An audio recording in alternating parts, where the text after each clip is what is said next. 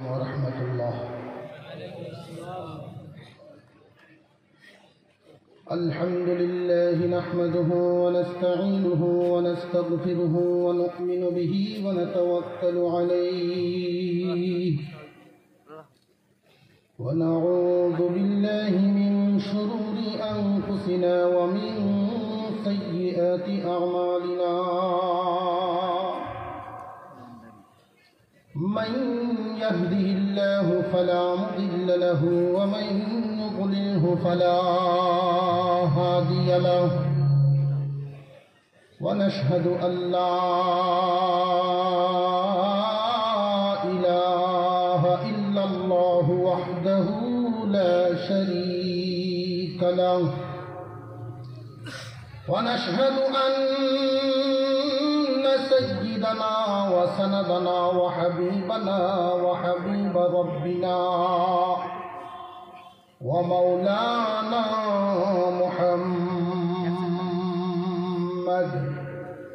محمدا عبده ورسوله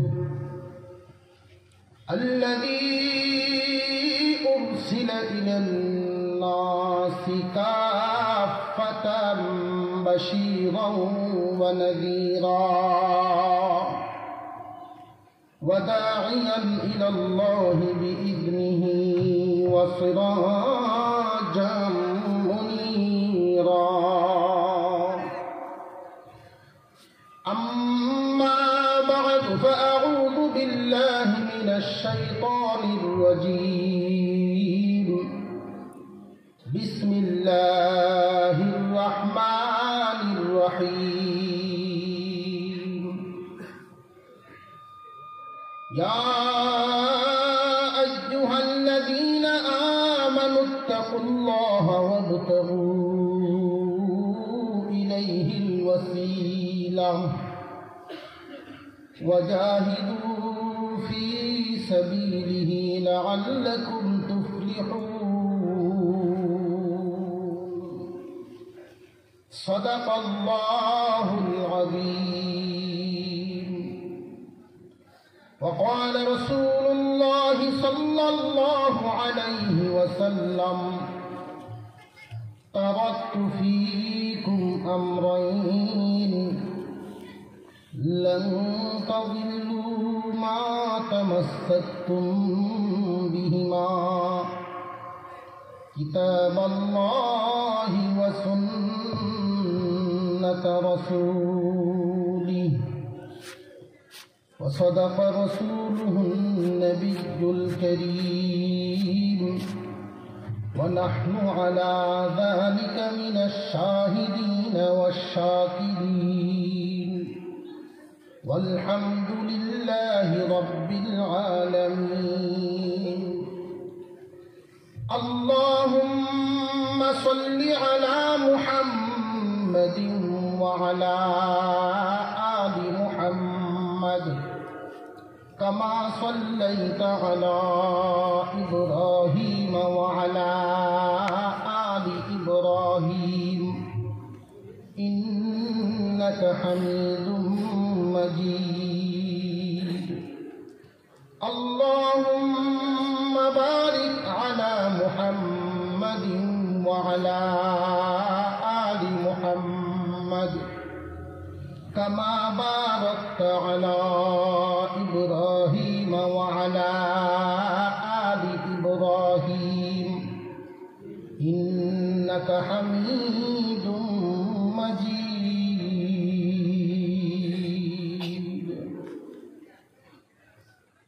গুলজারুল উলুম বিত্রিখেল রাধানগর মাদ্রাসা কর্তৃক আয়োজিত আজকের এই বার্ষিক এনামী জলসার শ্রদ্ধাভাজন সভাপতি সাহেব, উপস্থিত জাতির শ্রেষ্ঠ সন্তান উলামায়ে কেরাম, মুরব্বিয়ান আযম, সর্বস্তরের মুসলমান ভাইয়েরা,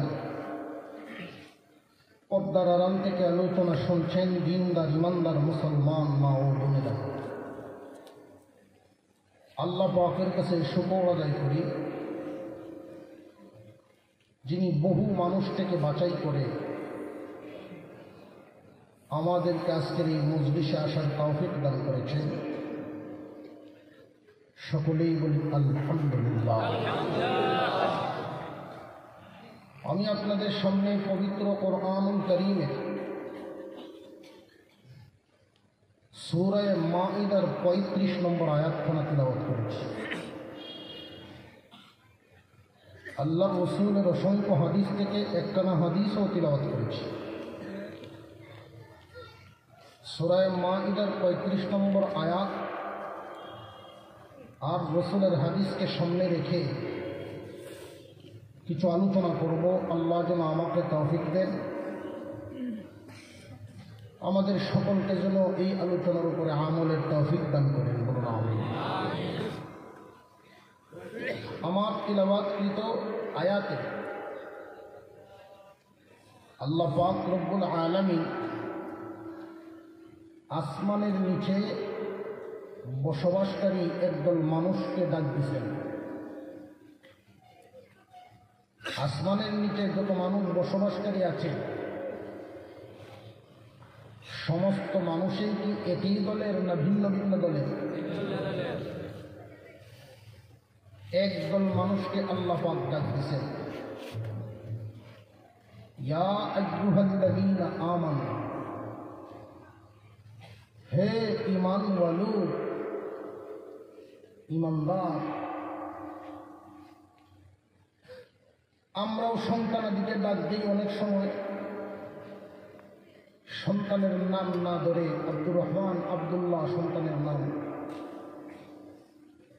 মাতা পিতায় সন্তানের নাম ছাড়া বাবা, সোনা, চাঁদ, লক্ষ্মী বলিয়াও তো মাঝে মাঝে ডাক দেয়। এইগুলো কি রাগের ডাক না আদরের ডাক? আদরের ডাক। মহান আল্লাহ ঈমানওয়ালো বলে ডাক দিয়া আদর বুঝাইছেন। আসমানের নিচে যত মানুষ বসবাস করে আল্লাহর কাছে আদরের জাতি, প্রিয় জাতি হইল ঈমানদারগণ। আজকে সারা বিশ্বে প্রায় ৬০০ কোটির উপরে মানুষ, এর মধ্যে ১৫০ কোটির উপরে মুসলমান আছে, ঈমানদার আছে। আল্লাহ পাক ঈমানদারদেরকে উদ্দেশ্য করে এই আয়াতে তিনি ডাক দিলেন, হে ঈমানওয়ালো, আদর করে ডাক দেন। আমার তিলাওয়াতকৃত আয়াতে মোট অংশ হলো ৫টা। মোট অংশ কয়টা? ৫টা। প্রথম অংশে তিনি আদর করে ডাক দিতেন। আবার আয়াতের শেষ অংশে তিনি বলেন, লাআল্লাকুম তুফলিহুন, জমিনের উপরে তোমরাই সফল কাম, তোমরা বিজয়ী।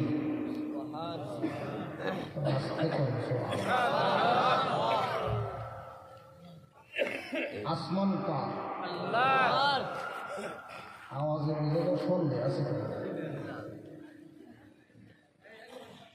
আসমান জমিনের মালিক কে? আল্লাহ। কাউকে চেয়ারে বসানো, চেয়ার থেকে নামানো, এই ক্ষমতা কার? আল্লাহ। ইজ্জত দেওয়া আবার অপমান করা, এই ক্ষমতাও কার? আল্লাহ। মহান মাওলাই কারীম সকল কিছুর মালিক।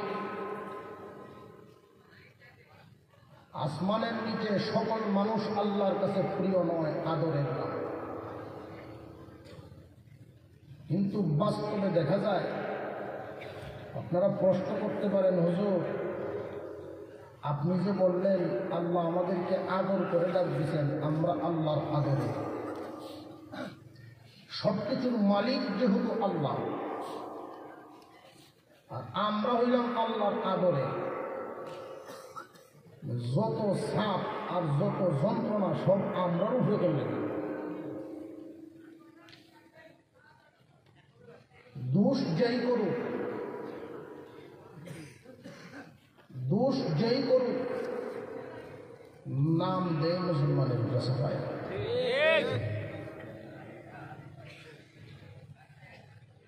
এই পৃথিবীর জমিনে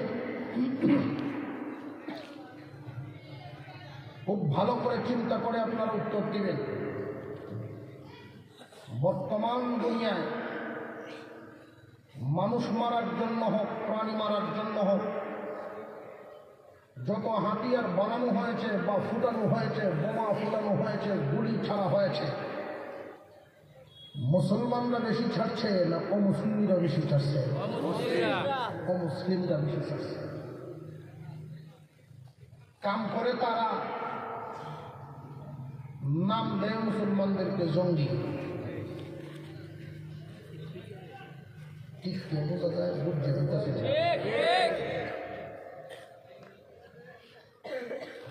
আল্লাহ পাক রব্বুল আলামিন আমাদেরকে আদর করছেন, ধন সম্পদ আবার তারারে বেশি দিচ্ছেন, সুখ শান্তি তারার বেশি। তার কারণটা কি? একটা উদাহরণ দিলে সহজে বুঝবেন। এখানে যারা আছেন আমার মনে হয় বেশিরভাগই তো বিবাহিত। বিয়ার দিন জামাই যখন শ্বশুর বাড়ি যায়,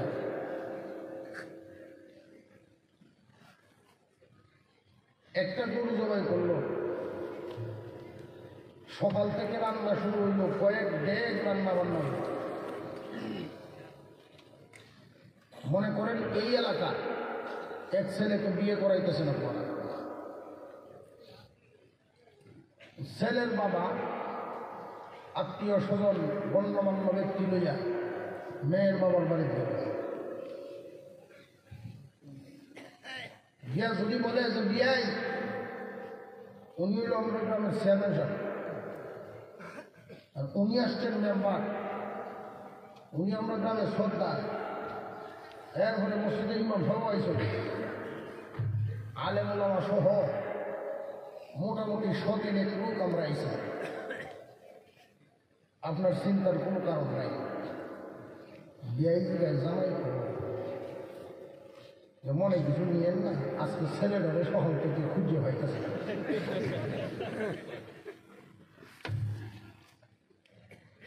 খাওয়াই মতো কিভাবে কথা বউনের লেগে দিব, বসতে দিব কেন? এত আয়োজন, সব কিছুর উশিলা হইল জামাই। জামাই নাই, কিছু নেই।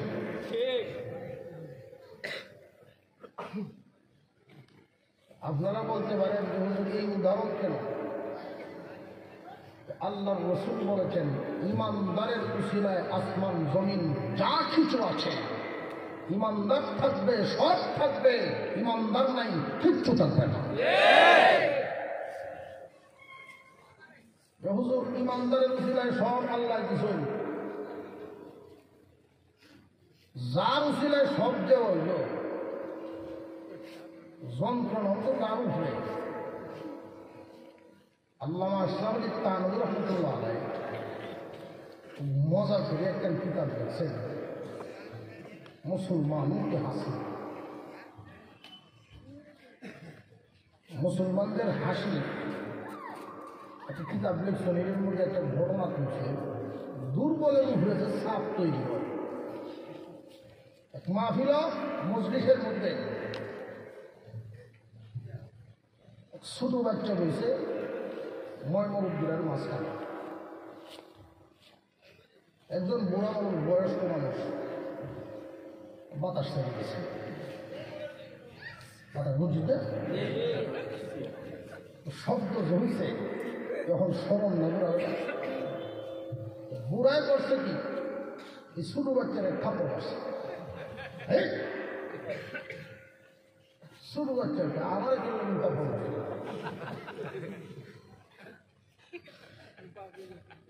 একটু পরে দেখা যায় তার বাম সাইডের আর একজন এই কাম করছে,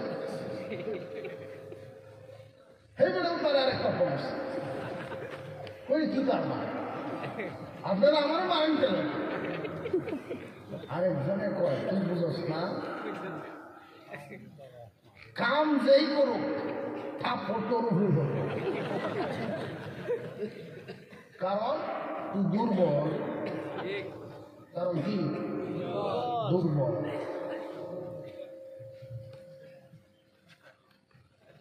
ইমানদার আর বাতিলের উদাহরণ জিহ্বা আর দাঁতের মতো। জিহ্বা সবসময় দাঁতের উপকার করে। আত্মীয় বাড়ি দিয়ে গুস খুব ইচ্ছা মতো খাইলে দাঁতের সিফাত ঢুকলে পরে দেখবেন জিহ্বা একটু মনে মনে এই লোকে পেলা।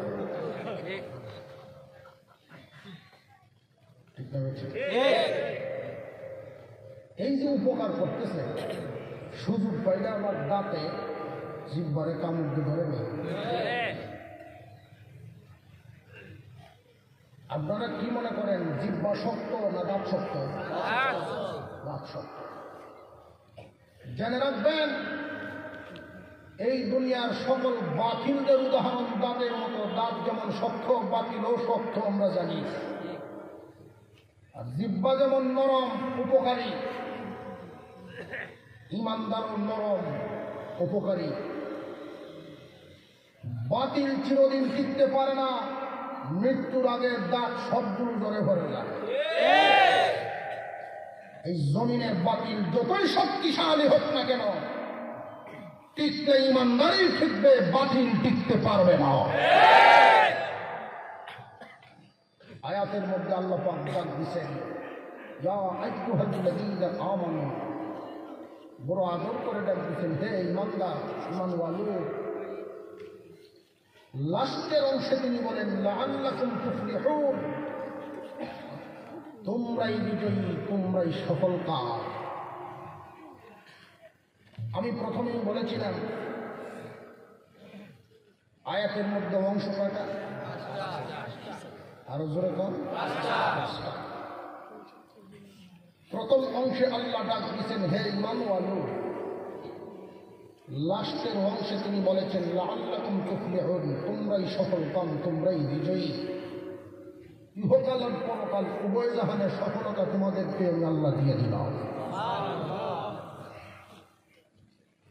দুনিয়ার সফলতা, আখিরাতের সফলতা মুমিনদেরকে দিয়ে দিলেন, শুধু ঘোষণায় দেন নাই, বাস্তবেও দিছেন। এই পৃথিবী চালাইতে সবচেয়ে গুরুত্বপূর্ণ যে বস্তুটা, এটা হলো তেল। আল্লাহ পাক এই তেলেও মুসলমানদেরকে দিয়েছেন। আজকে যদি মুসলমানেরা তেল দেওয়া বন্ধ করে দেয়, আপনারা মনে করতে পারেন যে হুজুর আমরা এখন কুফুবাতি তেল দেওয়া জানাই না, তেল না হলেও চলে, একদিনও চলবে না। এই তেলের বহল কাঁচামরিচ পর্যন্ত আছে। তেলের দাম বাড়লে পেঁয়াজ রসুন আদা মরিচের দামও বাড়ে। কেন? গাড়ি চালালে তেল লাগে না। পেঁয়াজ কাঁচামরিচ তখন গাড়ি দামও লাগে। পোলট্রি মুরগ কেমন কি গরুও গাড়ি চালালে কিছু লাগে না।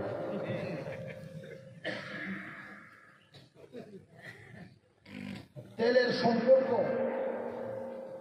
উপর থেকে নিয়ে নিচ পর্যন্ত যা চলে, জলে স্থলে আকাশ পথে সব কিছুর সাথে তেলের সম্পর্ক আছে। তেল দেওয়া বন্ধ হয়ে গেলে পৃথিবী অচল হয়ে যায়। তেল আল্লাহ পাক মানুষ মুসলমানদেরকে দিয়েছে। মাওলায় শুধু ঘোষণা দেন নাই সফলতার হাতিয়ারও দিয়েছেন। এরপরেও বর্তমান দুনিয়ায় এই মুসলিম জাতিকে অন্যরা গোলাম বানায় রাখছে। তার কারণটা কি? একজন মুসলমানকে যদি আপনি জিজ্ঞাসা করেন ব্যক্তিগতভাবে আপনি কতটুকু সুখে আছেন, হায় হায় হায় হতাশ করবো যেন আমার সুখ নাই। পারিবারিকভাবেও মানুষের সুখ নাই, সামাজিকভাবেও মুমিনের সুখ নাই, রাষ্ট্রীয়ভাবেও মুমিনের সুখ নাই, আন্তর্জাতিকভাবেও মুমিনের নিরাপত্তা নেই। আপনি ইমিগ্রেশনে ঢুকেন, বিমানবন্দরে ঢুকবেন, যদি একজন সাদা চামড়াওয়ালা বেঈমানকে যদি পরীক্ষা করা হয়, চেক করা হয় একবার, দাড়ি টুপি লম্বা পাঞ্জাবি দেখলে চেক করবো 3 বার। এর কারণটা খুব ভালো করে বুঝেন। আল্লাহ তাআলা আমাদেরকে বুঝাই দিয়েছে, সংখ্যায় সারা মুসলিম ইতিহাসে বর্তমানে মুসলমানদের সংখ্যা সবচাইতে বেশি। এত মুসলমান পৃথিবীর ইতিহাসে কখনো ছিল না। বর্তমানে মুসলমানের যে বিপর্যয়, এত বিপর্যয়ও কখনো ছিল না। বেশি মুসলমানের দুনিয়ায় মুসলমানরা আজকে নির্যাতিত কেন?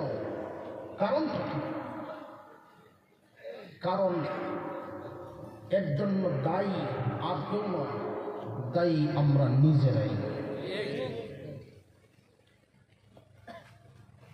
মুসলমান ইমানদার ভাইয়েরা আমার, আল্লাহ পাক রব্বুল আলামিন আমার তিলাওয়াতকৃত আয়াতের মধ্যে মাওলাই কারীম ঘোষণা দিলেন, হে ইমানদার, তোমরাই সফল কাম, তোমরাই বিজয়ী। চিন্তার কোনো কারণ নাই, ভাবনার কোনো কারণ নাই। আয়াতের মধ্যে অংশ হলো 5টা। প্রথম অংশে তিনি ঘোষণা দিলেন, হে ইমানদারেরা, হে আদরের জাতি, তোমরাই সফল কাম, তোমরাই বিজয়ী। কিন্তু মাঝখানে 3টা শর্ত আল্লাহ রেখে দিয়েছেন। যেই যুগের মানুষ এই 3টা শর্তের উপরে আমল করতে পারবে, 3টা শর্ত নিজের মধ্যে লাগাইতে পারবে, সেই যুগের মানুষকে আমি পারিবারিকভাবে, সামাজিকভাবে, রাষ্ট্রীয়ভাবে, আন্তর্জাতিকভাবে এমন এক পর্যায়ে নিয়ে পৌঁছায় দিব, মুসলমান তোমাদের উপরে কেউ চোখ তুলে তাকাইবার সাহস পাইবে না। কারণ আসমান জমিনের মালিক কে? আল্লাহ রাব্বুল আলামিন বলেন, বান্দারে, সামাজিকভাবে তোমরা লক্ষ্য করবা, কারণ সন্তান যদি দুষ্টামি করে, দুষ্ট হয়ে যায়, এই দুষ্ট সন্তানকে শাসন করার জন্য বাবা যদি কুলায় পারেন না, বাবার কথা সন্তানে মানে না, বাবার কথা সন্তানে মানে না, অনেক সময় দেখবেন প্রতিবেশী ক্ষমতাবান সর্দার মাতাব্বরকে ডাইকা আনে, আসো আমার সন্তান আমার কথা শুনে না, শাসন করে দিয়ে যাও। ঠিক তেমনি ভাবে আজকের দুনিয়ায় মুসলমান আল্লাহর বিধান মানে না, আল্লাহর বিধান পালন করে না। এই কারণেই কাফিরদেরকে আইনা মুসলমানদের শাসন করান। এই বান্দার মুসলমান, আল্লাহ পাক রব্বুল আলামিন আসমান জমিন ঠিকাই রাখছেন তোমার কারণে। মহান মাওলাই কারীম ঘোষণা দিলেন, এই জমিনের সফলতা আমি আল্লাহ তোমাদের জন্য বাজেট করে রাখলাম, কিন্তু তুমি তোমার আকলের কারণে নিতে পারো না, তোমার চরিত্রের কারণে তুমি এটা গ্রহণ করতে পারো না। বান্দারে, সংখ্যায় তখন মুসলমান কম ছিল, এদের এত অর্থ সম্পদও ছিল না। মদিনার খেজুর পাতার ছাঁটাইয়ের মধ্যে বসে আঙুলের ইশারায় পৃথিবীর অর্ধেকটা পরিচালনা করত, এমন ইতিহাস মুসলমানের আছে না নাই? আল্লাহ রাব্বুল আলামিন মুসলমানদেরকে জানায়া দিলেন, আসমান জমিনের মালিক আমি আল্লাহ, সফলতার বাজেটও করে দিলাম আমি আল্লাহ, কিন্তু শর্তগুলো যেন তোমাদের মধ্যে পাওয়া যায়। মহান মাওলাই কারীম ঘোষণা দিলেন, ইয়া আইয়ুহাল্লাযীনা আমানুত্তাকুল্লাহ। 1 নম্বর শর্ত হলো আল্লাহর ভয়। হে ইমানদার, তোমরাই সফল কাম, তোমরাই বিজয়ী, কিন্তু 3টা গুণ লাগবে তোমাদের মধ্যে। 1 নম্বর গুণ হলো আল্লাহর ভয়। যেই যুগের মানুষগুলো আল্লাহকে যত ভয় করতে পারবে, মহান আল্লাহর সাহায্য তত বেশি পাইবে। আমাদের কাজের ভিতরে আল্লাহর ভয় আছে। আমরা কি আল্লাহকে ভয় করি? কারা কারা করেন একটু হাত তুলেন তো। আচ্ছা, হাত না, আপনাদের এই এলাকায় গরুর বাজার আছে? এটাও রাধানগর। প্রত্যেকটা গরুর বাজারে দেখবেন আমি আমার এলাকার নিয়ম অনুযায়ী বলতেছি, 3 ধরনের মানুষ গরু কিনতে আসে। একদল মানুষ হাল চাষ করার জন্য গরু কিনে, আরেকদল মানুষ দুধ পান করার জন্য গরু কিনে, আরেকদল মানুষ কিছুদিন খাওয়ায়া মোটা তাজা করে বেশি লাভে বিক্রির জন্য গরু কিনে। এর বাইরে তো নেই। মুরব্বী মানুষ আল্লাহওয়ালা লোক গরু নিয়ে গেছেন বাজারে। মানুষেরা এসে জিজ্ঞাসা করে, আপনার গরু হালে কেমন হাঁটে? ও বাবা করেন না, শুইলে আর তুলন সম্ভব না। একদল বিদায়, আর একদল এসে, তোমার এই গরু দুধ কেমন দেয়? কয় আমি জানি না। আপনার গরু আপনি জানেন না, তা কে জানেন? আপনি কি দুধ খেলেন নাই? ওই একদিন কিরাইতে গিয়া 1 রাত্রি খাইয়া 1 সপ্তাহ 17 মাস করে এর ভরে তার দ্বারে কাছে উঠেছে। এই দল অভিযান। আরেক দল এসে বিদায়, গরু খাওয়ার কেমন? হালেরও দরকার নেই, দুধেরও দরকার নেই, খায় আমরা তারা হইলি তো তার স্বাস্থ্য উদ্যান। খায় কেমন? আপনি সারা নাউর বাচ্চা সুন্দর কিছু ঘাস সামনে এনে দিলেন, ইচ্ছা হইলে খাইতে ঘরে ধানটা খাই। কি দল অভিযান। খালি ময়দানে গরু নিয়ে দাঁড়ায় গেছে। গরুর বাজারও দেখবেন ডামরা এলাকাতে আছে, একদল মানুষ থাকে বাটিয়াতার পাঞ্জাবি হয়ে বড় বড় হয়ে। আপনারা কি দেখেন? এই গলা এইরকম এক লোক আইসা বলতেছেন, চাষা আপনি যে বক্তব্য দিচ্ছেন সে আমাকে গরু বিহিত না, আমার কাছে দেন, আমি সাইজ করতেছি। গরু লইয়া উষা এক জায়গার দাঁড়ায় বলে, ভাই সব আমার এই গরু আপনি নিজে দাঁড়ায় মই দিবেন। এটা হলো হালের গরু না, ইচ্ছা মতো টাইমে দুধ লইবেন।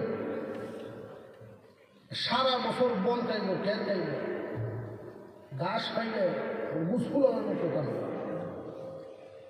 এখন তো মানুষ ভিড় জমাইছে গরু কিনতে। গরুর যে আসল মালিক এই লোক আস্তে আস্তে গিয়া দলালের কানে কানে বাজান, আমার এই গরু বেচতাম না। কেন? আমার গরুর যে এত গুণ এটা তো আমি জানি না।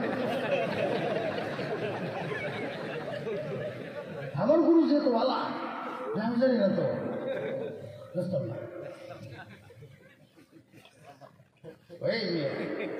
একটা গুণও তোমার গরুর নাই, সব আমার মুহ।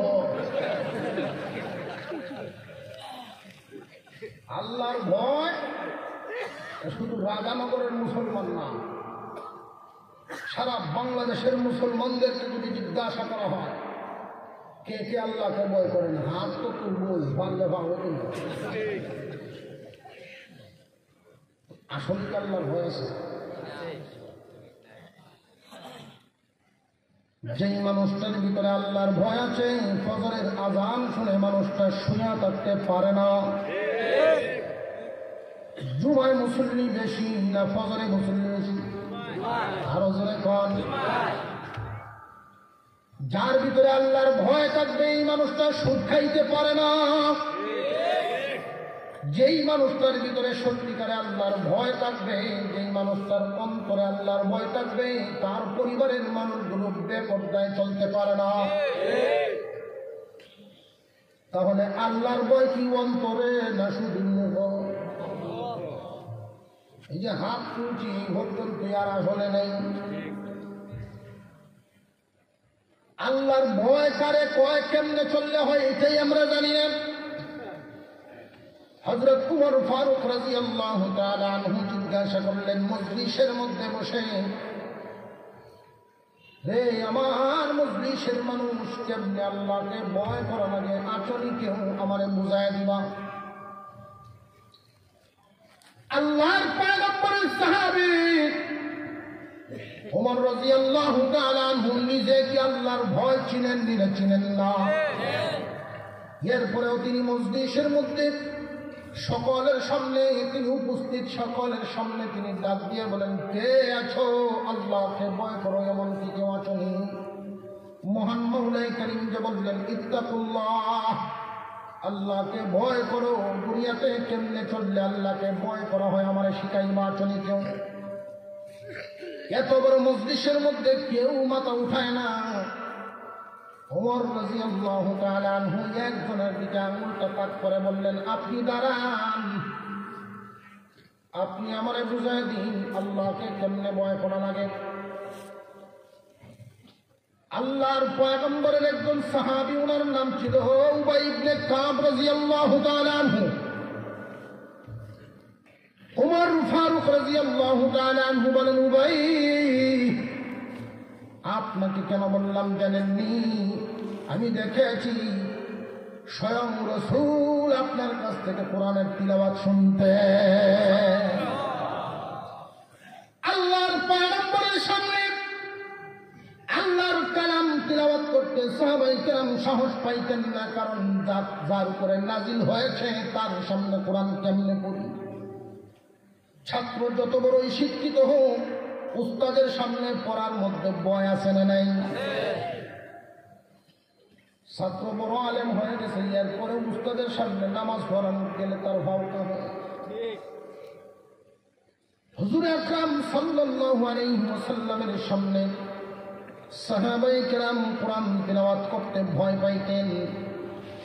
আল্লাহর পয়গম্বর একদিন উবাই ইবনে কাবের পিছনে দাঁড়ায় তিলাওয়াত শুনতেছেন। উবাই ইবনে কাব অনুমান করলেন, কে জানি আমার পিছনে দাঁড়ায় তিলাওয়াত শুনতেছেন। তিলাওয়াত করা তিনি বন্ধ করে পিছনের দিকে তাকাইলেন, তাকায়া দেখেন আল্লাহর পয়গম্বর দাঁড়ায় আছে। আল্লাহর পয়গম্বর বলেন, উবাই তিলাওয়াত করো। মহান আল্লাহ আমাকে আদেশ দিয়েছেন তিলাওয়াত শোনার জন্য। রাসূলে কন্যা সুবহানাল্লাহ। উবাই ইবনে কাব বলেন, ইয়া রাসূলুল্লাহ, ইয়া হাবিবাল্লাহ, আমার তিলাওয়াত কেন শুনবেন? সাহাবী আরো আছেন। আল্লাহর পয়গম্বর বলেন, মহান আল্লাহ বলছেন তোমার তিলাওয়াত শোনার জন্য। উবাই ইবনে কাব চোখের পানি ছেড়ে দিলেন।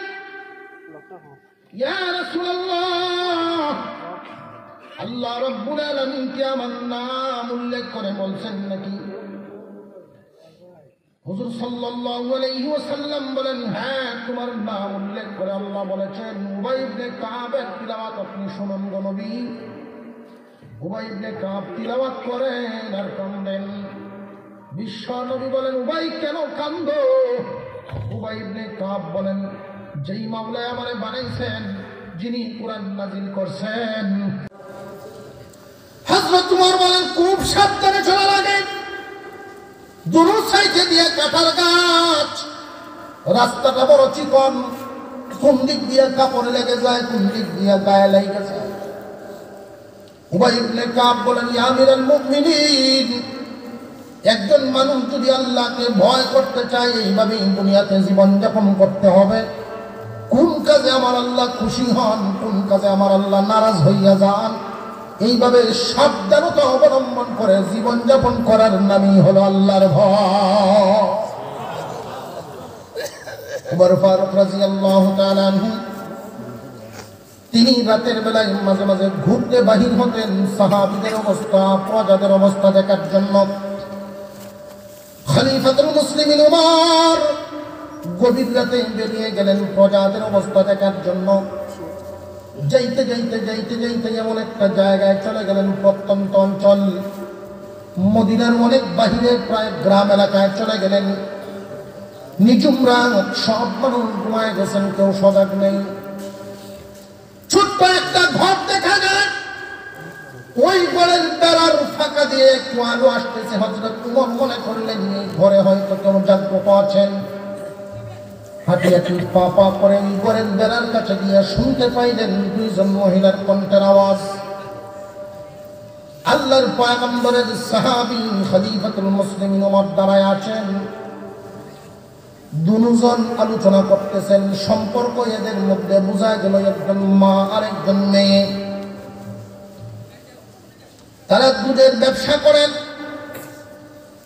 অনেক মানুষের বাড়ি থেকে দুধ ক্রয় করে তারা জমা করেন, পরের দিন আবার একটু বেশি লাভ করে বিক্রি করেন। মা মেয়েকে বুঝাইতেছেন, মেয়েরে সকালবেলায় যে দুধ সাপ্লাই দিবে এখানে তুমি একটু পানি মিশায় নিবা, লাভবান হওয়া যাবে। এই জাতীয় দান্দাবাজ সমাজে আছে না নাই? খাদ্যে ভেজাল দেওয়া, ওজনে কম দেওয়া, মানুষকে ঠকানোর অভ্যাস মানুষের আছে না নাই? আর জোরে আওয়াজ দিয়ে বলেন আছে না নাই? ঠকাইলে আমরা সমাজে মনে করি কাউরে যদি ঠকাইতে পারি তাহলে মনে হয় জিতলাম। ঠকাইলে জিতা যায় না, আর নিজে বেশি ঠকতে হয়। কথায় কথা লম্বা হয়ে যায়। একটা ঘটনা মনে হচ্ছে, বুঝলেন? ওষুধ দিতেছে না, আমার ওষুধটা বেশি বলবেন কথা, কারণ এখান থেকে আপনাদের কাছ থেকে বিদায় নিয়ে রওনা দিব ইনশাআল্লাহ জুমার নামাজ তো ঢাকা।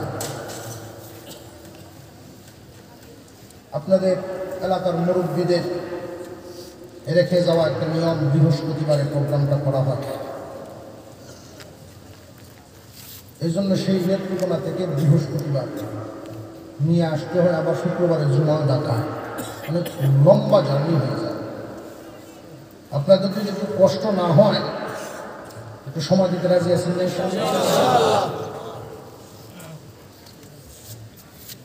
আমাদের এক মুরব্বী হুজুর ছিলেন, রশিদ বক্তা আমাদের এলাকার, ছোটবেলায় শুনছিলাম ঘটনাটা, বলছিলেন দুই বন্ধু খুব কাছের মানুষ,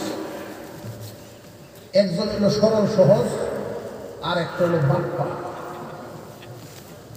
ওই বাটপাড়ায় সরল সহজের সাথে বন্ধুত্ব করছে, খিরায় পেইমান লাগে। বাজারে গেলে এই খিরাই কই আসাস, আয় দেখি চা খাই লুইয়া যায়, চা খাওয়া বিল দেওয়া হয়ে ফোর খাওয়াইয়া কিছু মানুষ থাকে না, যুগে যুগে দেখবেন সারা বাজারে ঘুরে ঘোরানো হয়েছে না, একটা চা খাইতেছে চলছে। তো ফলের মৌসুম, সরল সহজ বন্ধুকে বলতেছে, তিনি ফলের মৌসুম তো চললে চলবে, আমরা তোর ফল খাওয়া হলো না, দুজনে মিলে একটা কাঁঠাল কিনে, দুইজনে মিলে গেছে কাঁঠাল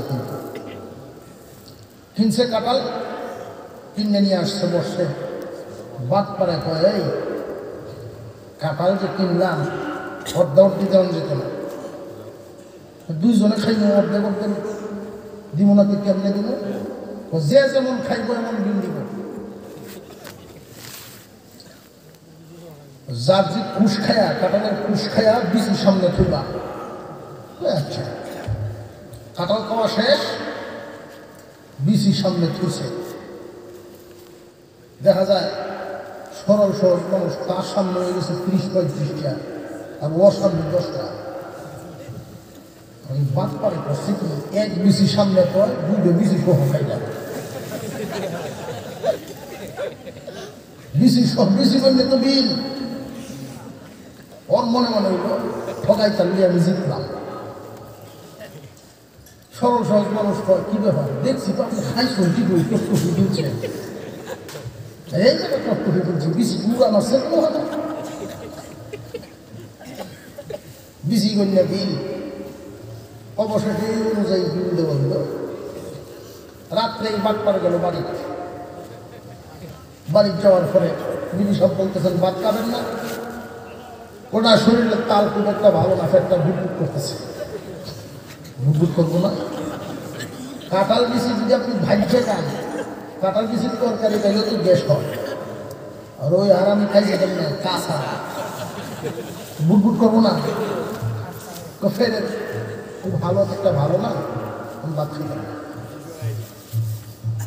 আমি জিততে ফিরে আজকে, আপনি তো সারা জীবনে জিততে আই, বিবি সব বলতেছে, ও বিবিও জানি একটা বাপ্পা।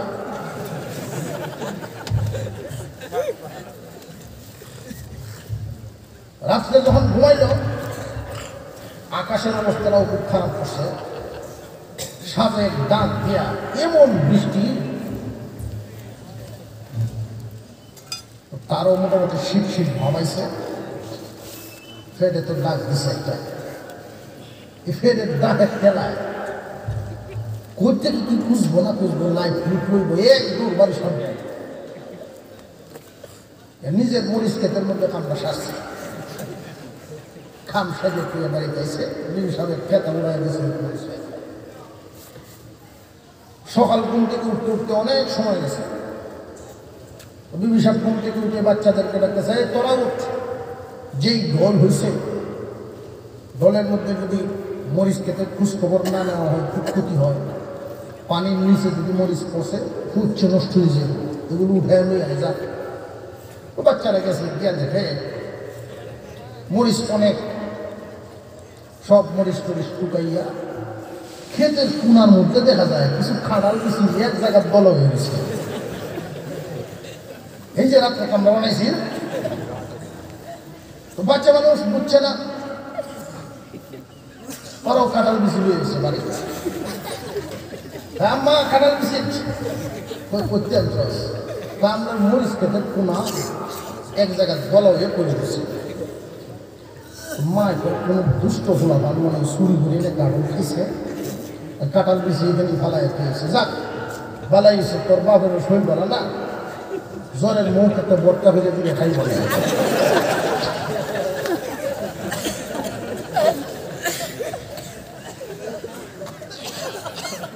খুব জোর করে বর্তা করছে। আর উনি ঘুম থেকে উঠিয়া যখন খাইতে বসে, খানার নিয়ম হলো আপনি বাজার থেকে আনেন নাই এমন জিনিস সামনে আসলে তা কি করা, জিজ্ঞাসা করা যে কোথেকে আসলো। এটা হলো ফরেজগারি, এটা নিয়ম।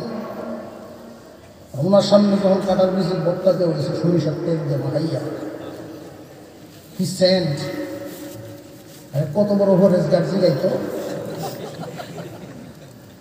জিগাইছে না এক সুপ খাইয়া, খুব টেস্ট হয়েছে, খুব মজা। কাঁঠাল বিচি সকালবেলা খাইছিল। আর কইও না, তোমার কপালে দিছে, আমার কপালে দিছে বলে। বাচ্চারা যে সকালবেলা মরিচ আনতে গেছি, খেতের কোনাতে গলা খাইছে, তো কি সর্বনাশটা করছে।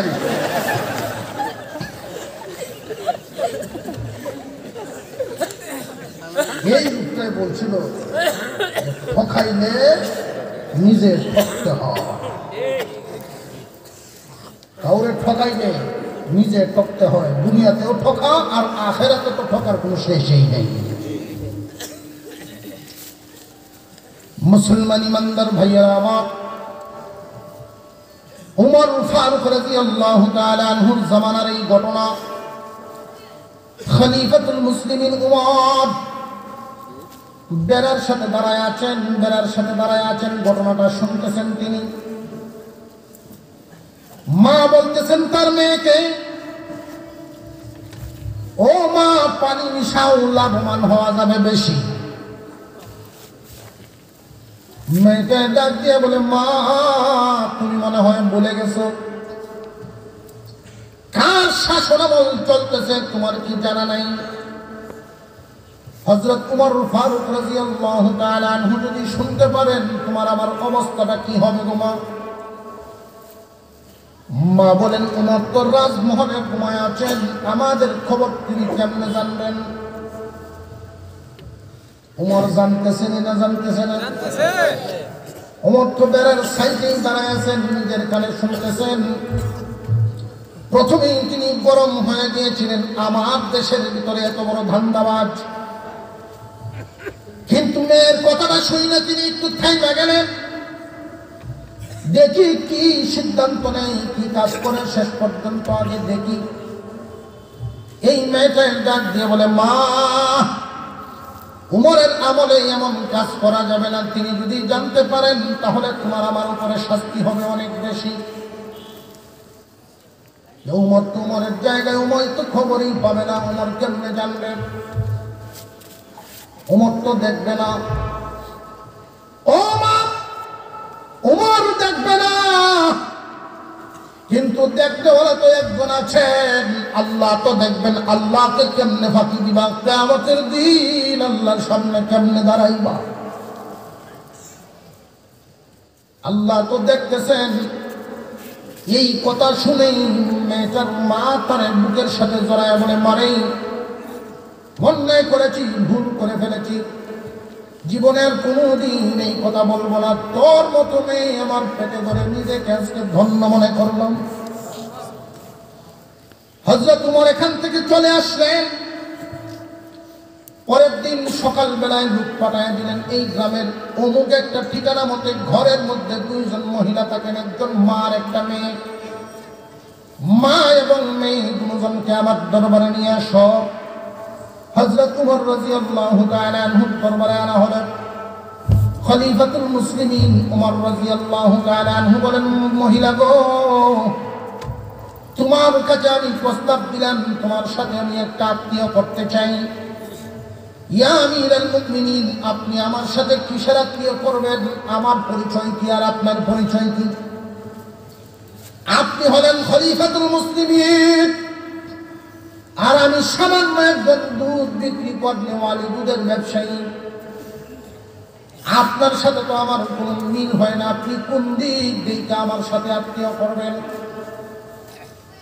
হযরত ওমর তিনি বলেন, আমাকে দিক চিনাতে হবে না, আল্লাহর পয়গম্বর আমাদেরকে চিনায় গেছেন কি কি দিকে আত্মীয় করা লাগে।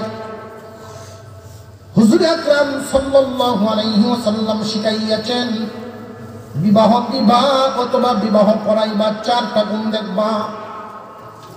এক নম্বরে কামালিয়ত দেখবা, তার মধ্যে পরিপূর্ণ আল্লাহর ভয় আছে কিনা, পরিপূর্ণতা তার মধ্যে আছে কিনা দেখবা।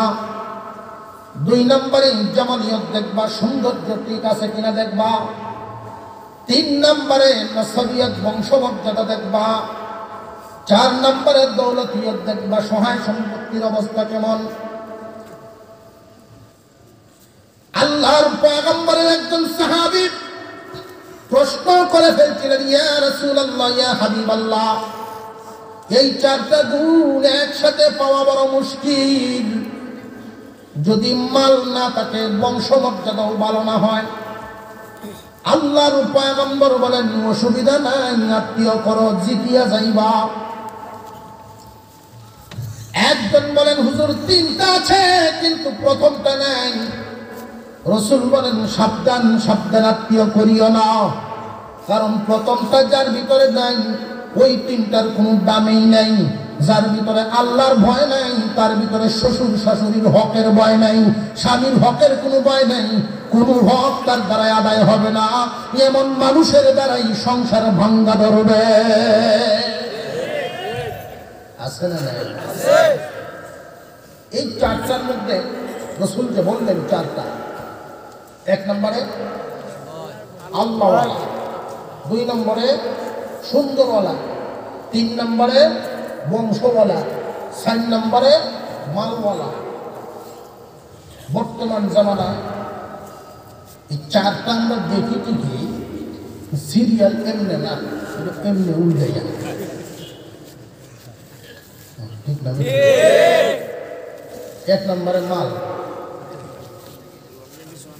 উল্টাইছি না, মাল যদিও আর কিছু না থাকে। এরপরে যদি বংশমর্যাদা হওয়া যায়, কোথা তো ভালো হয়েছে, আগামীতে মেম্বার যদি বেশি হয়, সুন্দর হবে। এক নম্বরে মাল, দুই নম্বরে বংশ দেখে লাড়ি কেমন আছে,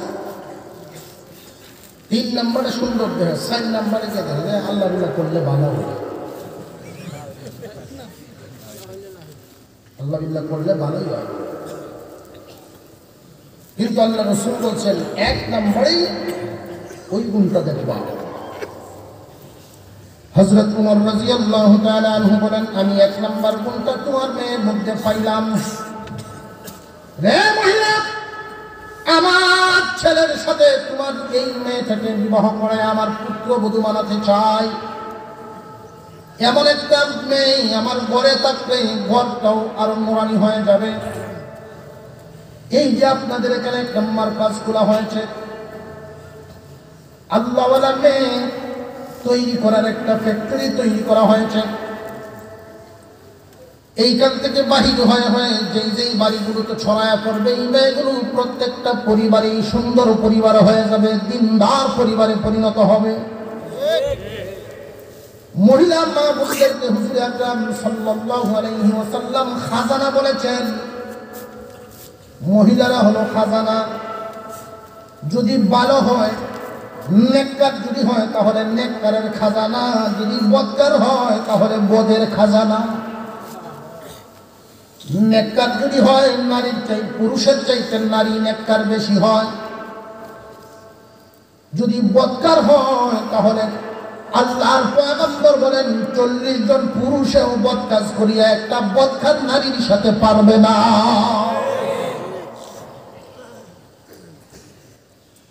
হযরত ওমর রাদিয়াল্লাহু তাআলা আনহু বৌমা বানায় যখন করে আনলেন, তিনি বলতেন, মাগো আমি যেদিনই ঘর থেকে বাহির হব, মানুষের হক আদায় করার জন্য যখন ঘর থেকে বাহির হব, রাষ্ট্রীয় কাজের জন্য, তখন তুমি আমারে শোনায় দিও, দুনিয়ার আর কেউ দেখুক আর না দেখুক, উমরের আল্লাহ দেখতেছেন। আল্লাহর ভয় ভিতরে থাকবে, সব সময় মনে রাখবেন। একজন ব্যবসায়ী ওজন দেওয়ার সময় কাস্টমারে বুঝবে না, ইচ্ছা করলেই ঠকায় দেওয়া যায়। কাস্টমার না বুঝলেও আল্লাহ বুঝবেন কিনা বুঝবেন না। একজন কৃষক যদি আইল কাটেন, পাশের জমির মালিক এখানে নাই, কিন্তু আসল মালিক আছেন না নাই? এইভাবে একজন মানুষ যদি জীবনযাপন করেন, তাহলে ওই মানুষটার ভিতরে আল্লাহর ভয় দিন দিন তৈরি হবে, গুনাহ থেকে মানুষটা বাঁচতে পারবে। এক নম্বর হলো আল্লাহর ভয়। 2 নম্বরে আল্লাহ পাক বলেন, ইয়া আইয়ুহাল্লাযীনা আমানুত্তাকুল্লাহা ওয়াবতাগু ইলাইহিল ওয়াসিলাহ ওয়াজাহিদু ফী সাবিলিহি লাআল্লাকুম তুফলিহুন। আল্লাহ পাক রব্বুল আলামিন বলেন, হে ঈমানদারেরা, তোমরাই সফল কাম, তোমরাই বিজয়ী। চিন্তার কোনো কারণ নাই, ভাবনার কোনো কারণ নাই, দুনিয়া আখিরাত উভয় জাহানে তোমাদের বিজয়। কিন্তু তোমাদের মধ্যে 3টা গুণ লাগবে। 1 নম্বরে আল্লাহর ভয়, 2 নম্বরে ওয়াবতাগু ইলাইহিল ওয়াসিলা, 2 নম্বরে ওয়াবতাগু ইলাইহিল ওয়াসিলা, আল্লাহর নৈকট্য, আল্লাহর সন্তুষ্টি অর্জনের জন্য মাধ্যম তালাশ করা। খুব ভালো করে বুঝবেন, আল্লাহর নৈকট্য অর্জনের জন্য উসিলা তালাশ করা। উসিলা খলিফাতুল মুসলিমিন উমরের একটা ঘটনা আপনাদেরকে শুনিয়ে দেই। খলিফাতুল মুসলিমিন উমর রাদিয়াল্লাহু তাআলা আনহুর দরবারে বিচার গেল, বাবা হুসাইন আমাকে গালি দিয়েছেন, হুসাইন আমারে গালি দিয়েছেন, গোলামের পুত্র গোলাম বলে আমারে গালি দিয়েছেন। হযরত ওমর বলেন, তাই নাকি? বলে হ, হুসাইন আমারে গোলামের পুত্র গোলাম বলছে, বিচার চাই। রাষ্ট্রপতির ঠেলা আছে না নাই? আল্লাহ, হযরত ওমরের ছেলেকে গোলামের পুত্র গোলাম বলাটা এত সহজ? নামাজ শেষ হয়েছে, জোহরের নামাজ। নামাজের পরে তিনি ঘোষণা দিলেন, তোমরা সবাই বসবা। হযরত ওমর যেদিন ঘোষণা দিতেন, সকলের শরীরে কম্পন শুরু হইত, না জানি কার উপরে কি ফরমান জারি হবে। হযরত আলী রাদিয়াল্লাহু তাআলা আনহু আস্তে আস্তে গেছেন হযরত ওমরের কাছে, ইয়া আমিরাল মুমিনিন, হুসাইন বাচ্চা মানুষ বুঝতে পারে নাই, তারে কি মাফ করে দিলে হয় না? ওমর বলেন, ও আলী, এটা তোমার আমার বিষয় না। সুযোগ সব সময় পায় না, সুযোগ সব সময় মিলে না। আমারে আমার কাজ করতে দাও। হুসাইনকে ডাকা হলো, হুসাইন। হুসাইন রাদিয়াল্লাহু তাআলা আনহু আস্তে আস্তে ওনার সামনে গেলেন। তুমি নাকি আমার ছেলেকে গোলামের বাচ্চা গোলাম বলেছ? দুইবার জিজ্ঞাসা করছেন, আদবের সাথে মাথা নাড়া দিয়ে বলেন, জি বলেছি। আমি কি গোলাম নাকি? আমি তো কুরাইশের, আমি তো কোনো গোলাম না, আমিরুল মুমিনিন আমি। তোমরা একজন আরেকজনকে বলতে পারো গোলামের পুত্র, গোলাম মানে কি? আমি কি গোলাম? হুসাইন রাদিয়াল্লাহু তাআলা আনহু আস্তে খুব ছোট্ট আওয়াজে বলেন, ইয়া আমিরুল মুমিনিন, মনে কিছু নেবেন না। ইয়া আমিরুল মুমিনিন, মনে কিছু নেবেন না। আপনি কি আমার নানাজির গোলাম ছিলেন না? হযরত ওমর রাদিয়াল্লাহু তাআলা আনহু চোখে পানি এসে গেছে, তিনি বসা থেকে দাঁড়ায় গেছেন। দাঁড়াই বলেন, হুসাইন, আমি তোমার নানার গোলাম ছিলাম, এই কথাটা মুখে বললে যথেষ্ট আমি মনে করি না। রে হুসাইন, তোমার এই কথাটা একটা কাপড়ের টুকরার মধ্যে লিখা দাও। আমি যেই দিন দুনিয়ার জমিন থেকে বিদায় হয়ে যাব, এই কাপড়ের টুকরার ভিতরে কাপড়ের টুকরাটা ভরিয়ে দিবা। কিয়ামতের দিন আল্লাহ দরবারে আমি এই টুকরা নিয়ে দাঁড়ায় বলবো, প্রভু হে, তোমার হাবিবের গোলাম গুনাহ করলেও জাহান্নামী হতে পারে না। জান্নাতের যুবকদের সর্দারের মুখ দিয়ে ঘোষণা দিছে, আমি নাকি তোমার বন্ধুর গোলাম। এই উসিলায় তুমি আমারে মাফ করে দাও। উসিলা বুঝতেছেন? বহু ধরনের উসিলা আছে, বহু ধরনের উসিলা। অনেক ছাত্ররা মানুষের বাড়িতে লজিং থেকে আমি দেখেছি। অনেক মহিলারা দেখা যায় নিজের 2 বছরের বাচ্চাটা, 1 বছরের বাচ্চাটা দুধ পান করে কান্না করতেছে, কিন্তু মাদ্রাসার বাচ্চা যাওয়ার কারণে নিজের বাচ্চারা বিছানায় শোয়া মাদ্রাসার বাচ্চারা খানা খাওয়ায়। দুধের বাচ্চার কান্নার আওয়াজ মহিলার কানে যায়, কিন্তু ওইদিকে কান ফিরায় না। কিয়ামতের কঠিন ময়দানে মাদ্রাসার এই ছাত্র যেদিন আলেম হবে, আলেমদের জামাতের সাথে জান্নাতের দিকে যাইতে থাকবে দল বেঁধে। ওই দিন মহান মৌলাই কারীম ওই লজিংওয়ালাদেরকে আলেমদের সামনে হাজির করে দিবেন, আলেমদের সামনে হাজির করে দিবেন। ওই দিন সামনাসামনি হয়ে বলবে, তুমি আমার চিনছনি, তুমি আমার চিনছনি, তুমি আমার রক্তের কোনো সম্পর্ক নও, এরপরেও তোমার আমি খানা খাওয়াইতাম।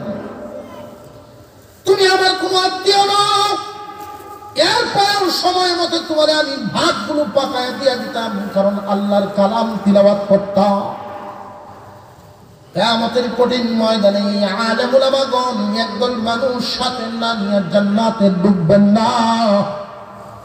একদল মানুষ তাদের সাথী হয়ে জান্নাতের ভিতরে ঢুকবে, কারণ আলেমদের সুপারিশ কিয়ামতের কঠিন ময়দানে কবুল হয়ে যাবে।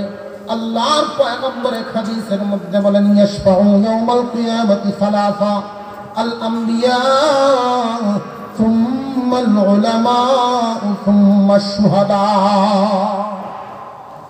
3 দল মানুষ কিয়ামতের দিন সুপারিশ করবেন। 1 নম্বরে নবীগণ, 2 নম্বরে আলেমগণ, 3 নম্বরে শহীদগণ। নবীগণ যার যার উম্মতকে সাথে নিয়ে জান্নাতে যাওয়ার সুপারিশ মাওলার দরবারে রাখবেন। আলেমগণকে ডাকা হবে, আল্লাহর পয়গম্বর বলবেন, এই আমার আলেমগণ, আমার উম্মতের আলেমেরা, তোমরা একদল মানুষকে সুপারিশ করতে থাকো। আল্লাহর পয়গম্বর ওই দিন বলবেন, আমি নবুয়তের দরজায় তালা লাগায়া চলে আসছিলাম, দিনের দাওয়াত দেওয়ার জন্য তো মহান মাওলা আসমান থেকে আর কোন নবী ফয়সালা করেন নাই। একদল আলেমের ঘাড়ের উপরে দিনের জিম্মাদারি আমার উম্মতের আলেমদের কাছে দিয়ে আসলাম। আল্লাহর পয়গম্বর যেইভাবে দিনের দাওয়াত দিয়ে গিয়েছেন, ওই দিনকে মানুষের সামনে তুলে ধরে রাখছেন উলামায়ে কেরাম, খায়া না খায়া ধরে রাখছেন। এই আলেমদেরকে ওই দিন বলা হবে ওয়ারাসাতুল আম্বিয়া, নবীগণের ওয়ারিস। এটা মালের ওয়ারিস নয়, নবুয়তের ওয়ারিস। নবুয়তের ওয়ারিস হওয়ার কারণে ওই দিন আল্লাহর পয়গম্বর বলবেন, কোথায় আমার ওয়ারিসগণ, আসো, তোমাদের যার যারে পছন্দ হয় দেইকা দেইকা ওদেরকে সুপারিশ করে জান্নাতি বানালো। ওই দিন একজন আলেম আল্লাহর পয়গম্বরের কাছে বলবেন, ওগো নবীজি, আপনার দিনের কাজ করতে গিয়ে আল্লাহকে খুশি করার জন্য একদল মানুষ সব সময় আমাদের সাথে থাকতেন, যার যার তৌফিক অনুযায়ী আমাদের সাথে থাকতেন। ওই মানুষগুলোরে ছাড়িয়ে আজকে আমরা কেমনে জান্নাতে চলে যাই? আল্লাহর সামনে এই মানুষগুলোর লিস্ট পেশ করা হবে। মহান মাওলানা কারীম ওই দিন একদল মানুষকে আলেমদের সুপারিশে ওই দিন মানুষগুলোরে জান্নাতি বানায়া দিবে। আমরা সেই দলের সদস্য হইতে রাজি আছি কিনা? আল্লাহ যেন আমাদেরকে কবুল করেন, বলুন আমিন। ভাই, একটা কাপড় যত দামি হোক, ব্যবহার করলে ময়লা হবে। জোরে কোন? একটা কাপড় ব্যবহার করলে ময়লা হবে, কিন্তু বোকামি হইল ময়লা সহ ঘরের কোনায় রেখে দেওয়া। বুদ্ধিমানের কাজ হইল ময়লাটাকে ধুয়ে পরিষ্কার করে ইস্ত্রি করে আবার ব্যবহারের যোগ্য হয়ে যাবে। একটা মানুষ যত বড় শিক্ষিত হোক, যত বড় বংশওয়ালা হোক, দুনিয়াতে চললে তার গুনাহ হবে। বুদ্ধিমান হলো ওই ব্যক্তি যে তার গুনাহ মাফ করায় যায়। গুনাহ মাফ করাইবার কিছু রাস্তা আছে, এর মধ্যে একটা রাস্তা হলো বেশি বেশি করে তওবা করা। বেশি বেশি করে তওবা করলে, বেশি বেশি করে আল্লাহর কাছে আস্তাগফিরুল্লাহ জমা দিলে মহান মাওলা তারে এমন ভাবে মাফ করেন যে তার পিছনে কোনো গুনাহই নেই। আমি একটা ঘটনা আপনাদেরকে শোনায় দিই, আপনাদের কষ্ট হতে চাই।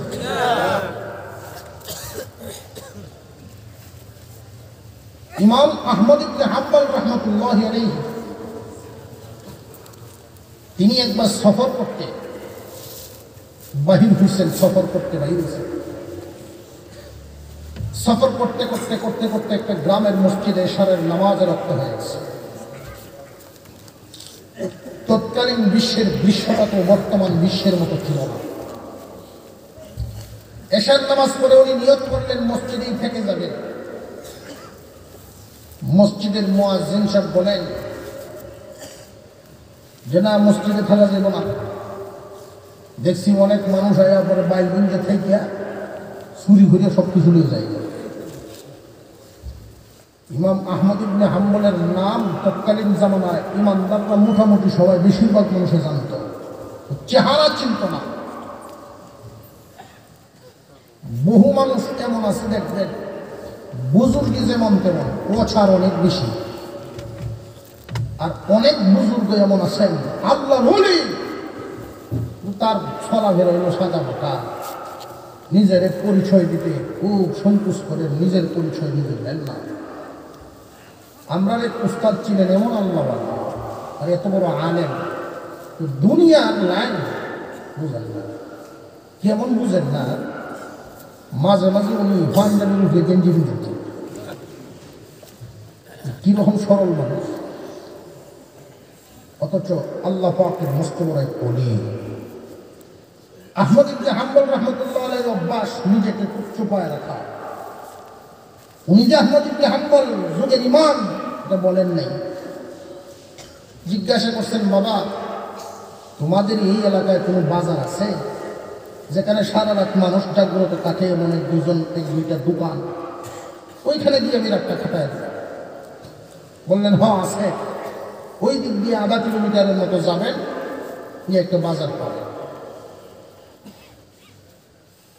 তিনি জিকির করতে করতে আস্তে আস্তে ওই বাজারের দিকে চলে গেলেন। গিয়ে একটা দোকান পাইলেন, হোটেল। একটা লোক, যুবক, গেঞ্জি পরা, দাঁড়িয়ে আছে, দেখলেই তো বোঝা যায় দিনদার। দিনদার যুবক বুঝাই যায়। কাজ করতেছে, রুটির খামিরা বানাইতেছে। হযরত আহমদ ইবনে হাম্বল রাহমাতুল্লাহ আলাইহি যুবককে বললেন, বাবা মনে হয় তুমি কাজ করবা, তোমার পাশে একটু বসা যাবে? দিনদার যুবক মুরব্বীদেরকে সম্মান দিব কিনা দিব না, একটা মুড়া এনে দিছে যে আপনি এখানে বসেন, আমার এই চুলার পাশে বসলে শীতের রাত আপনার একটু গরমটাও লাগবে, আরাম পাবে। উনি এখানে বৈশা বৈশা এই যুবকের দৃশ্যগুলো দেখতেছেন। আল্লাহর বান্দা এই যুবক ময়দার মধ্যে পানি ঢালেন, আস্তাগফিরুল্লাহ পড়ে, আস্তাগফিরুল্লাহ আস্তাগফিরুল্লাহ পড়ে। বুঝানোর উদ্দেশ্য হলো, খুব ভালো করে বুঝবেন, মানুষ গুনাহ করতেই পারে, গুনাহ নিয়ে কবরে যাওয়া হইল বিপদ। গুনাহ নামক ময়লা প্রত্যেকটা মানুষের আছে, কারোর কম কারোর বেশি। কুল্লু বানি আদম খাত্তাউন খায়রুল খাত্তাইন আত-তাওয়াবুন। বনি আদম গুনাহ করবে, গুনাহ করবে ওয়ালা, কিন্তু উত্তম মানুষ হলো সে যে নাকি গুনাহ মাফ করাইবার জন্য আল্লাহর কাছে বারবার তওবা করে। খুব ভালো করে বুঝেন, আল্লাহর পয়গম্বরের কাছে, আল্লাহর নবীর সাহাবীদের কাছে, বড় বড় আলেমদের কাছে মাঝে মাঝে এমন প্রশ্ন আসে, হুজুর যদি এমন হইতো দুনিয়ার একটা মানুষও যদি গুনাহ না করতো তাহলে কেমন হইতো? যদি একটা মানুষও গুনাহ না করতো তাহলে কেমন হইতো? যদি দুনিয়াতে একটা মানুষও গুনাহ না করতো তাহলে আল্লাহ মানুষ জাতি রাখতেন না। ফেরেশতারা গুনাহ করেনি, ফেরেশতারা তো গুনাহ করেই না, এই জন্য কান্নাকাটিরও দরকার নাই। মহান মাওলা মানুষ বানাইছেন এই কারণে, ভুলও করবে, আল্লাহর কাছে কান্নাকাটিও করবে। বান্দার চোখের পানি আল্লাহর কাছে বড় দামি। কোন বান্দা যদি নামাজের মধ্যে সালাম ফিরাইয়া চোখের পানি ছেড়ে দিয়া কান্দে, প্রভু ভুল করেছি, অন্যায় করেছি, জীবনে আর কোনোদিন ভুল করব না, অন্যায় করব না, আল্লাহ রাব্বুল আলামিনের রহমতের সাগরের মধ্যে ঢেউ উঠে যায়। মাওলা কারীম মহান আল্লাহ রাব্বুল আলামিন বলেন, বান্দারে, মাওলার দরবারে কোন বান্দা তওবা করতে দেরি, আল্লাহ তার গুনাহ মাফ করতে দেরি করেন না। তওবা অনেক প্রকারের হয়। আস্তাগফিরুল্লাহ আল্লাযী লা ইলাহা ইল্লা হুয়াল হাইয়ুল কাইয়্যুম ওয়া আতুবু ইলাইহি। আস্তাগফিরুল্লাহ রাব্বী মিন কুল্লি যামবিন ওয়া আতুবু ইলাইহি। লা হাওলা ওয়া লা কুওয়াতা ইল্লা বিল্লাহ, কুওয়াতা ইল্লা বিল্লাহি ওয়া আতুবু ইলাইহি, ইল্লা বিল্লাহিল আলিয়্যিল আযীম। আস্তাগফিরুল্লাহ ইন্নাল্লাহা গফুরুর রহিম। শুধু আস্তাগফিরুল্লাহ আস্তাগফিরুল্লাহ আস্তাগফিরুল্লাহ, এটাও একটা তওবা।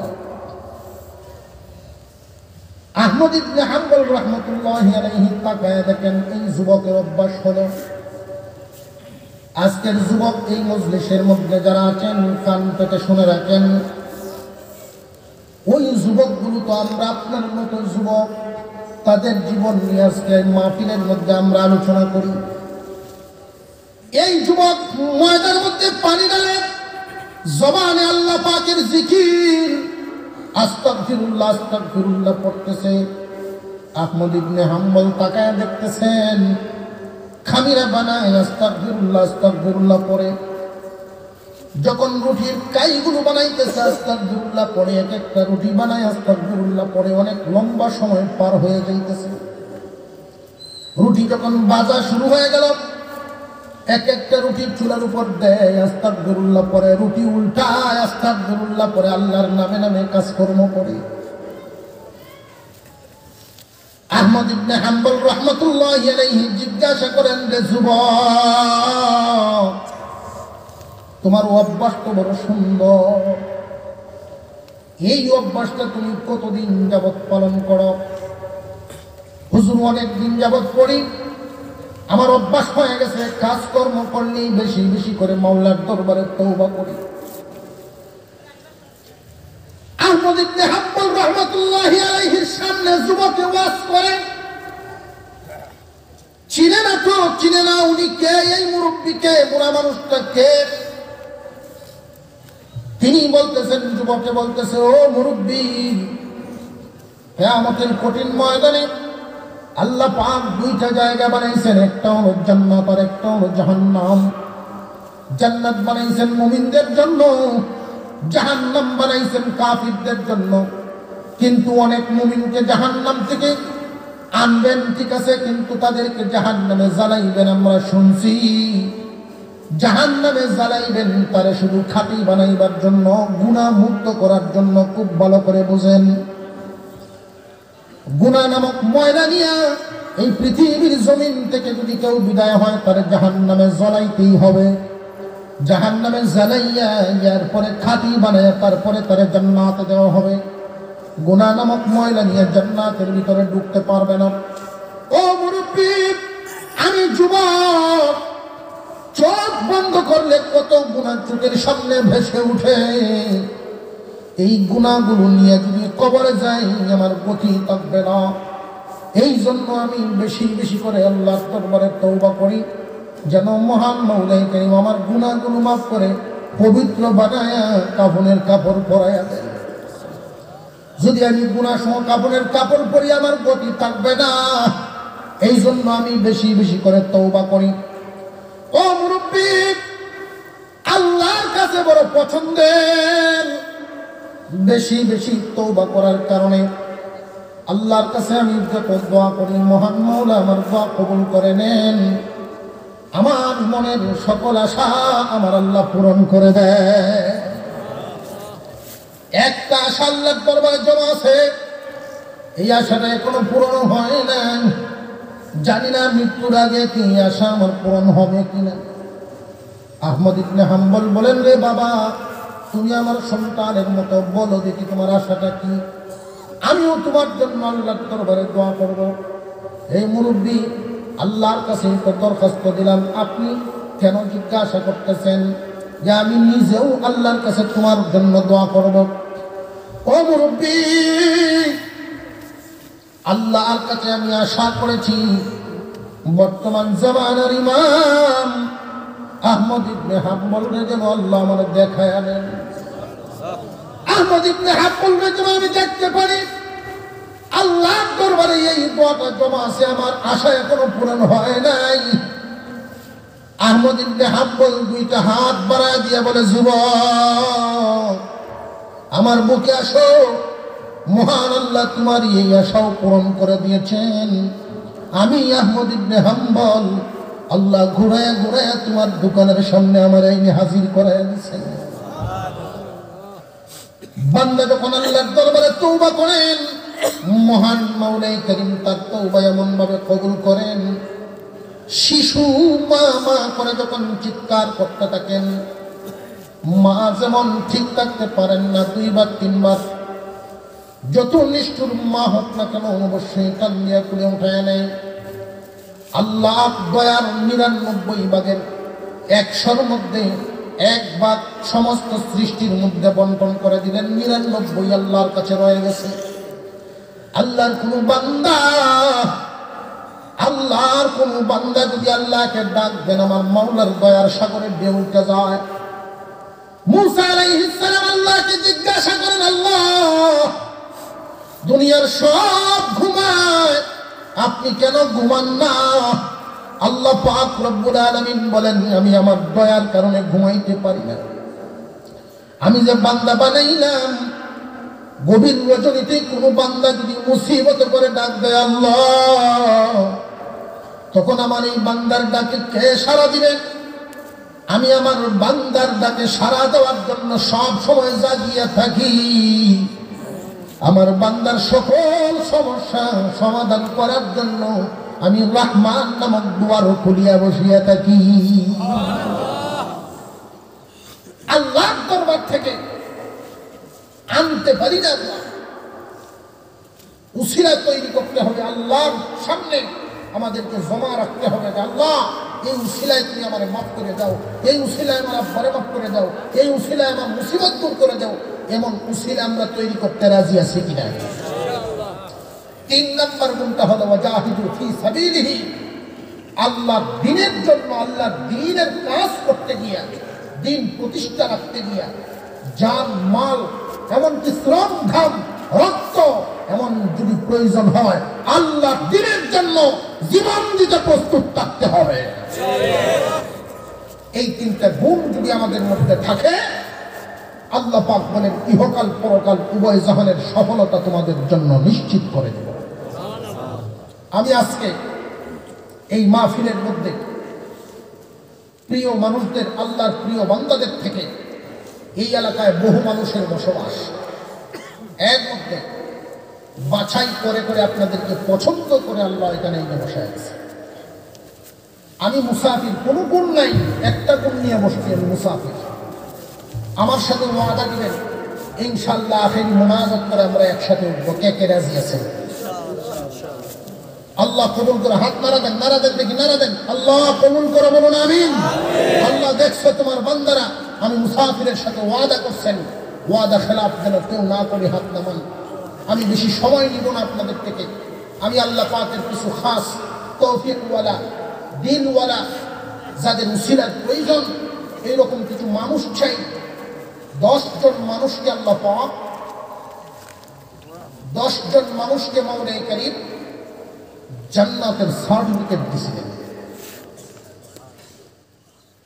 মানুষ না, এরকম 10টা প্রাণীকে আল্লাহ জান্নাত দিবেন।